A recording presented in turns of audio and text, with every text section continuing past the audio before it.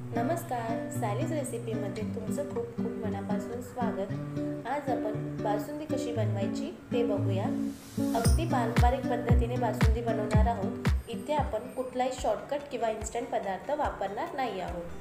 तर बासुंदी बनवण्यासाठी शक्यतो पसरट भांडं घ्यायचं आहे. त्यामुळे काय होतं, त्यातली वाफ निघून जाते आणि दूध पटकन शिजतं. इथे मी कढई वापरली आहे. तुम्ही कोणतंही पसरट भांडं घेऊ शकता. इथे मी कढईत 1 लिटर दूध घेते आहे. जसं आपण नेहमीचं दूध उकळतो तसं मी हे दूध गरम करून घेणार आहे, उकळून घेणार आहे.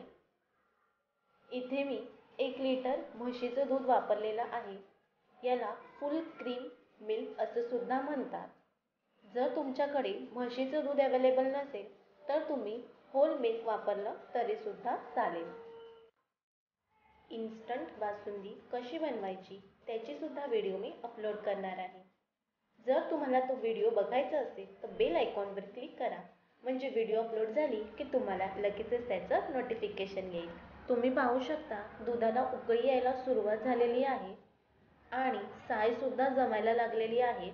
साय जमा व्हायला सुरुवात झाली की याला एकदा मिसळून घ्यायचं आणि पुन्हा नेक्स्ट लेअर येईपर्यंत शिजवून घ्यायचं आहे.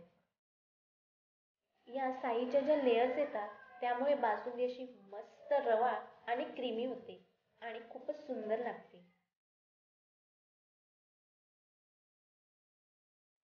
आता पुन्हा नेक्स्ट लेअर येईपर्यंत शिजवून घ्यायचं आहे. असं करत करत साधारण हे दूध अर्ध आटेपर्यंत शिजवून घ्यायचं आहे. बासुंदी बनवायला फार काही वेळ लागत नाही आणि याकडे सतत लक्ष दिलं नाही तरीसुद्धा चालेल, पण अधूनमधून येऊन ढवळत राहायचं, म्हणजे खाली तळाला चिकटणार नाही किंवा करपणारही नाही. तुम्हाला हवं असेल तर त्यामध्ये 1 चमचा क्रॉस ठेवायचा, त्यामुळे वाफ निघून जाईल आणि दूध ओतू जाणार नाही.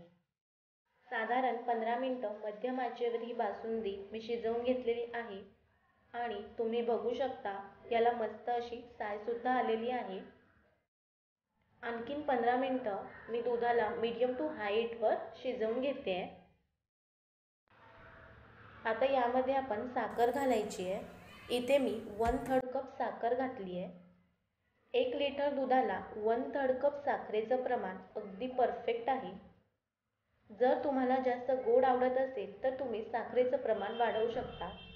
आता हे ढवळून आणखीन 15 मिनिटं याला शिजवून घ्यायचे. साखर घातल्यानंतर आणखीन 15 मिनिटं बासुंदी शिजवून घेतली आहे. आता यामध्ये आपण वेलची पावडर घालूया आणि एकदा मिक्स करून घेऊया. ऑलमोस्ट ही बासुंदी आता अर्धी झालेली आहे, आटलेली आहे. याला मस्त क्रीमी असं टेक्स्चर सुद्धा आलेलं आहे. आता आपण गॅस बंद करूया. बासुंदी आता पातळसर वाटली तरी ती पूर्ण थंड झाली की अगदी घट्ट होते. बासुंदी थोडी थंड झाली की आपण याची कन्सिस्टन्सी पाहूया. तुमच्या आवडीनुसार ती गरमागरम किंवा थंडगार अशी तुम्ही सर्व करू शकता. बासुंदी आता थंड झालेली आहे, ती आपण सर्व करूया.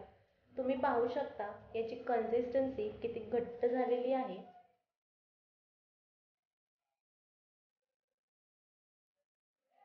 आणि टेक्स्चर सुद्धा खूप मस्त आलेलं आहे. बासुंदी पुरीसोबत खायला खूप छान लागते. तुम्ही नक्की खाऊन बघा.